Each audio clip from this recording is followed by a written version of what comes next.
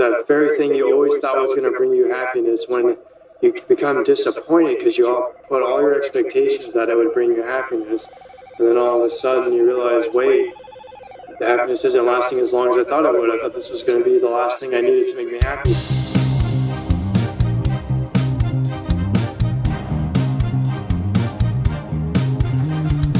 Hello everyone, welcome back to Out of the Box podcast. This is Jose and Stu in the same room. That's right. We're going to be talking about happiness, but before we get started, please smash the like button and also subscribe, because we are completely committed to sharing more information throughout these next months, years. Yeah. And so we are passionate about sharing some really outside-the-box ideas. And if you like to learn about outside-the-box topics, you are the right person for this show. So without further ado, we are going to be talking about happiness. All right, so Stu, I guess we can start off with the question, are you happy? Oh, we're getting personal here. Oh. I mean, that's a good question. You know why? Because my answer is complicated. It's not I don't know, but my answer is like, it depends. Because sometimes I'm happy, maybe sometimes I'm not. And the point I'm trying to make here is that happiness is not, many people consider happiness something you can capture and put inside a jar and then experience for the rest of your life. Yeah. But in reality, happiness is something that ebbs and flows. It comes and goes. It goes on a roller coaster. It's not constant. I don't know anyone who's constantly happy. And if they're pretending to be happy, then they're putting up a front. So I'm happy when I work on stuff like this. I'm happy when I get a new Hot Toys figure. I'm happy when I'm making a movie. But when I'm not doing that, when I'm just sitting here, or maybe when I'm doing work, or I'm stressed out, I'm not happy. So, yeah. That's interesting that you mentioned that, because a lot of people think, like you said, happiness is a continuing aspect. Like you feel it all the time. But maybe we confuse it with the aspect of feeling alive, right? I think feeling alive and feeling happy, there's a difference. Even joy and happiness are very different. I think happiness is the emotional state of being content with yourself, or to a certain degree amused by something external or even internal. But joy, I think joy doesn't get talked about much. But I think even when you suffer, even when you go through down times, you can choose to go through it joyfully. So it's almost like a decision. I'm hearing myself. So it's almost like a decision to be joyful through good times and bad times, right? So it's almost like a perspective thing, right? Because I think it really comes down to perspective. Because like what you said, emotions are something that we experience. We're definitely going to experience sadness. We're definitely going to experience hurt and different things like that. So happiness can't compete at the same time while we're experiencing other emotions. But I think it's also how you perceive those things are very important. Half full or half empty. Our perspective and how we view things in the moment can really shape how we see something. Like you said, or we've talked about, somebody's trash can be somebody else's treasure. So it's a perspective thing. Some people think they lost, but, for example, having done badly in school, or having failed a grade or something, what if that allowed the opportunity to learn or to develop the resilience? We sometimes don't think about that, but I think happiness or joy can really be supported by perspective, and also, I think, importantly, by gratitude. Because when you learn to appreciate what you have, even if you're rich, even if you're poor, if you learn to appreciate what you have in the moment and be grateful, then in that state, that's when you can really find happiness. Because I think in our modern society, we're talking about happiness as something that you get to. Like, until I have my car, I'll be happy. Until I have this amount of money, I'll be happy. Until. Right. But we can be happy now, right? We can choose to be happy or joyful or grateful. These are some things that we can choose. Of course, somebody might say, well, like, I experienced suffering, I experienced all these things, like, yes, it's really bad, but it really comes down to perspective, It really comes down to perspective, how you see that. Do you see that as something, that's going to propel you forward or propel you backwards? Yeah. I'm glad you brought up gratitude and feeling grateful for things, because I think that makes a huge difference. Appreciation is the key. Because when you don't appreciate something, you're not going to enjoy it, and that's not going to bring you happiness, right? So if we tie those three things together, but like you were saying, like some people think they'll be happy. I'll finally be happy when I have my first girlfriend. I'll finally be happy when I get married. I'll finally be happy when I have kids. I'll finally be happy when I have all my bills paid off, when I have my house, when I'm rich, when I have this toy, this collectible, this car, whatever. Put X in the formula, Yeah. So what you're pointing out is that, let's say, like someone gets married and then they're happy for the day of the marriage or maybe even a week after the marriage, but then it simmers down. Just like all relationships, you go through the romantic kind of Romeo and Juliet phase, and then it simmers down into a companionate relationship. So I think people don't realize how it's natural not to be happy all the time. But at the same time, it's like, start realizing that you get something and you think that very thing you always thought was going to bring you happiness, when you become disappointed because you all put all your expectations that it would bring you happiness, and then all of a sudden you realize, wait, the happiness isn't lasting as long as I thought it would. I thought this was going to be the last thing I needed to make me happy. So you're constantly chasing happiness, and you'll never catch up with happiness, because it's not something, like I said earlier, that it's not a physical object you can take and put in a jar. It's not even a state of mind you can keep at all times. It's impossible. I think society's expectations put pressure on people to feel like they need to be happy all the time, when the reality is, we can't. That's why philosophers have debated it for centuries. Like, what is happiness? Plato talked about it. Aristotle, I believe. They couldn't really figure out what it was, because. Well, I mean, I guess I would say happiness is being grateful of everything that happens to you, being responsible for everything that happens to you. Like, let's say, for example, some people might say, like, oh, I got in a car accident. Well, it was the drunk driver's fault, right?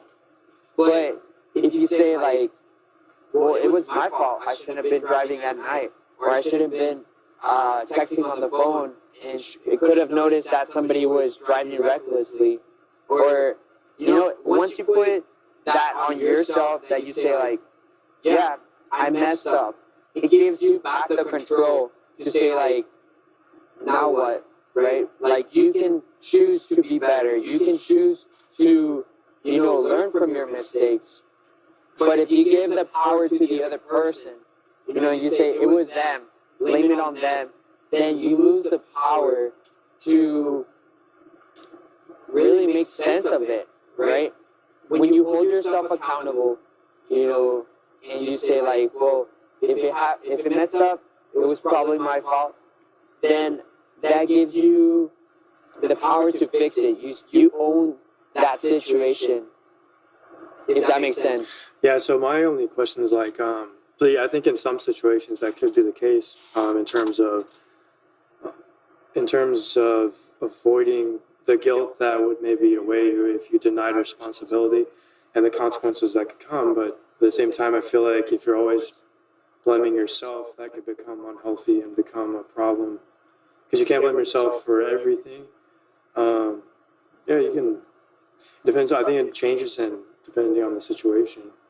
That's an interesting, I guess, description of a factor of happiness. Yeah, and I guess in a way, when you mix it with gratitude, you just appreciate it.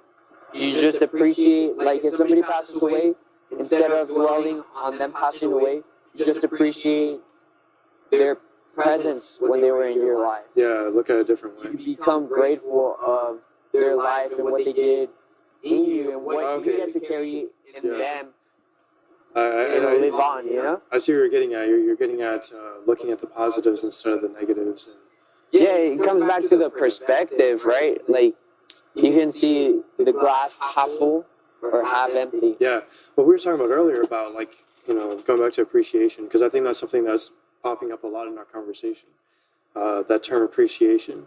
Like an example would be like if I were given, I love hot toys, I love collecting, we talked about this earlier, but if I was given 20 hot toys that I always wanted tomorrow all at once, I don't think I would appreciate it as much as I have collecting them over the past 2 years, slowly but surely, and struggling to get each one that I want because they're not cheap.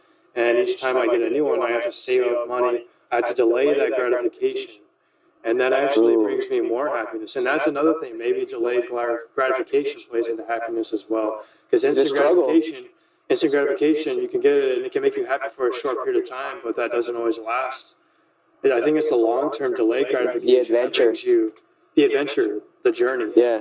If I was given let's say we gave people $1,000 a week for free or a month, I feel like human nature, they would just want to spend it all. Yeah, it's like winning the lottery. Winning the lottery. You win the lottery, you're like, yeah. You don't know what to do with all that money unless you have a plan. Well, but most of them don't. The key point to why I think that might happen is that people get it for free, so they didn't have to earn it. They didn't have to work for it. They didn't have to put any effort into getting it. So they don't appreciate it. That's the key, right? Appreciation.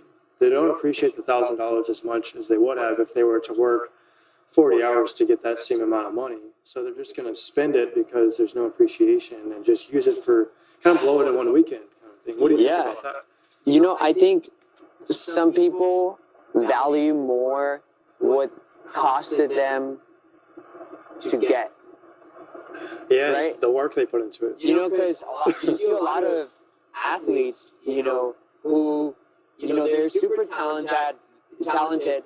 They have the ability to play whatever sport they're doing, but then, they don't know what to do with all their money. They just use it up. And so, but for example, if somebody who was doing it for the game and they just, were grinding to get to where they wanted to be, I think they'll appreciate more their position. Yeah. Yeah, let's say you're a famous athlete and just for a miracle, for no reason at all, you were just promoted tomorrow. You just had a connection or something. Top athlete of the world. Would you have as much appreciation for it compared to working for years to get to that level? Yeah, I don't think I would. I would feel almost false, Like, even if I won the lottery, it would feel false, like I didn't do anything to earn it, right? It's almost like Gary Vee. I don't know, a lot of people know about Gary Vee. He's an entrepreneur. His main mission is to buy the Jets, right, the football team. And so he said that he sometimes leaves money on the table to continue playing in the game, right, to continue that adventure of trying to get to that goal, because he said that whenever he does buy the Jets, it's going to be both his happiest and his saddest day. Yeah. Right? Because he already met his biggest goal. He got to where he wanted to be. Because right back to chasing it. Yeah. Back to chasing, back to the next one. So now that I got the Jets, let's win a Super Bowl. It's like, and now once you won the Super Bowl, well, let's win another one. It's like what we were talking about before. Like when you reach a certain point, you've reached that point that you wanted. Now it's like, now what? Now what's next? Yeah. And that ties back to people. Not everyone, but it's pretty common that certain rich people or famous celebrities become depressed, and they don't understand why, and people don't understand why, because they're like, you're rich, you have everything you could ever want. How could you be sad?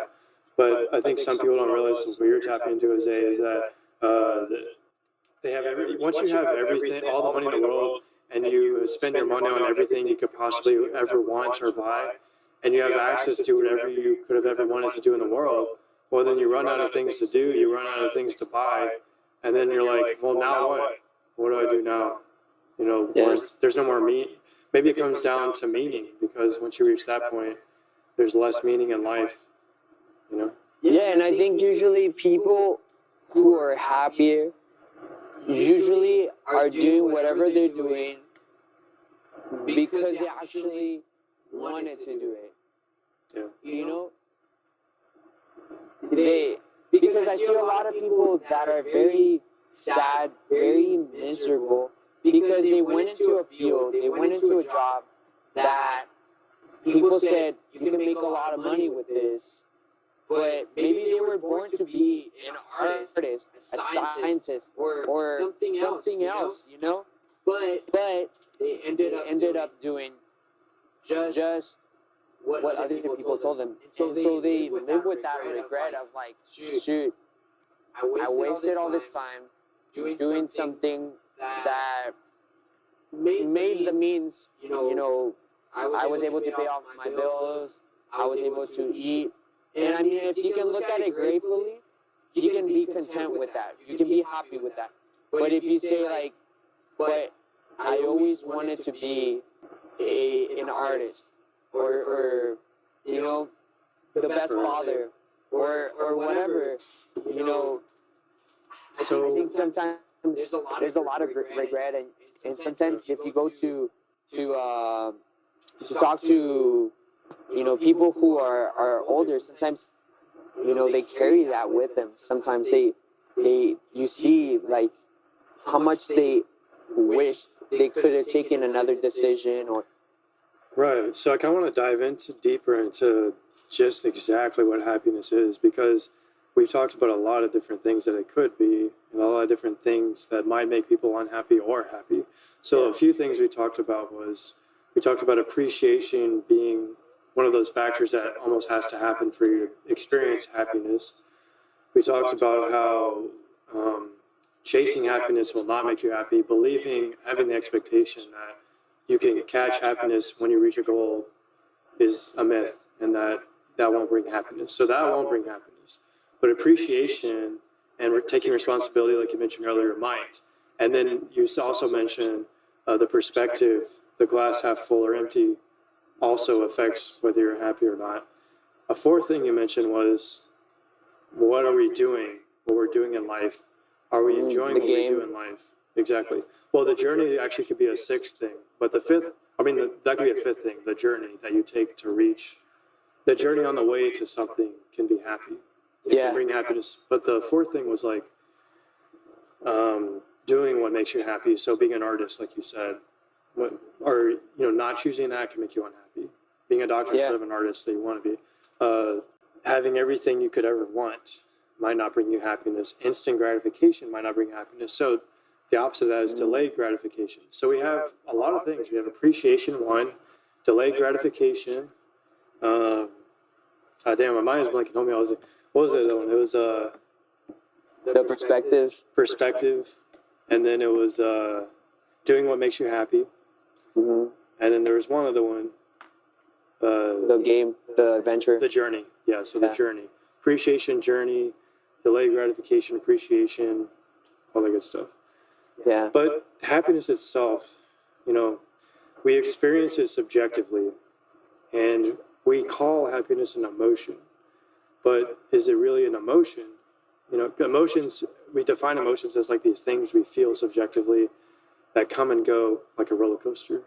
Sadness comes and goes, happiness comes and goes.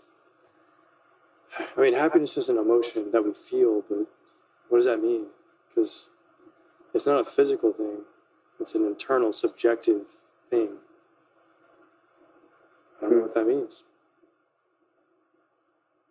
I don't know. Happiness. Yeah, well, I guess if you ask a little child, they'll explain that happiness is a feeling that makes you feel excited, it makes you feel good, makes you feel energetic. energetic. So those are like descriptors of happiness, kind of describing it in different ways. And those are almost like sub-emotions, subcategories. Yeah, subcategories. That all tie into happiness. With happiness, well, you know, neurologists would say happiness is an increase in dopamine, neurotransmitter in the brain. But that also leads to addiction when it's misused. So, I mean, honestly, I really don't know. I mean, happiness could be a dopamine chemical reaction, neurotransmitter. It could be a subjective experience related to consciousness as consciously perceiving being happy. It could be a state of mind. I think it's definitely a state of mind. Yeah. Like, I think you can definitely control how you think or feel if you choose or maybe have the right guidance. Yeah. Right? Because sometimes we cannot see past our blockages, right? Which is why we become unhappy. But sometimes through other people, we're able to receive guidance to see, like, oh, maybe my perspective was with the wrong light, right? And that's why we have counselors, you know, and psychologists who help us see things maybe in a different perspective. And makes us happier in that way because we changed our state of mind, our programming of how we usually think and see things in our life. And so I think for sure, you know, happiness can certainly be a state of mind. I just think it's odd that we label this certain state of mind happiness, and I'm not saying it's a bad thing. I'm just saying as a philosophical question, like we decide that this certain thing that comes and goes. I'm thinking about the history of the dawn of man, like when we first started figuring all this out. Like there's this weird thing that flows in and out of our mind that we feel. It's excitement, but it's also euphoria, but it's also enjoyment, it's joy, it's laughter, it's smiling.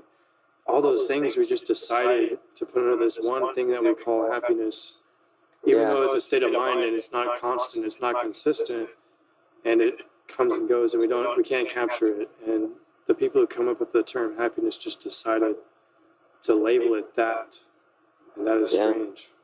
What are your final thoughts? I think we are chasing happiness too much in this society, and I think we just should chase gratitude. Yeah, I think it comes down to that too. I would say final things is gratitude and delayed gratification. Yeah, I think that's a good wrap. Yeah, let's try that out. All right, guys. Well, let us know what you think happiness is. Is it a state of mind, or what is it to you? We would like to know in the comments down below. Please share your comments. We always like to read them and listen to them. And if you have something interesting, maybe another topic that we could expand on from this happiness topic, please let us know, and we'll be more than welcome to do a video about it. But until next time, we will see you soon.